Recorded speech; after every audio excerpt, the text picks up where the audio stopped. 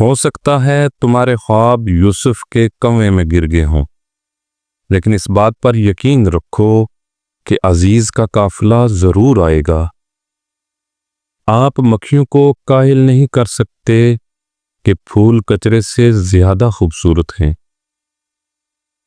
زندگی مسلسل جد و جہد اور جستجو کا نام ہے، کیونکہ اللہ پاک ہر پرندے کو رزق دیتا ہے مگر اس کے گھونسلے میں نہیں ڈالتا۔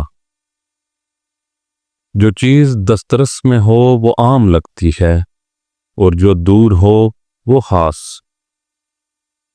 بیٹیوں کو سمجھداری سے جینا سکھاؤ، نہ ہر رشتہ دار اپنا ہوتا ہے، نہ ہر مسکراہٹ سچی۔ حقیقی انسان وہ ہے جو اپنے جسم کے مردہ ہونے سے زیادہ اپنے دل کے مردہ ہونے کا خوف رکھتا ہو۔ ایک پرواہ ہی بتاتی ہے خیال کتنا ہے، ورنہ ترازو نہیں ہوتا کوئی رشتوں میں۔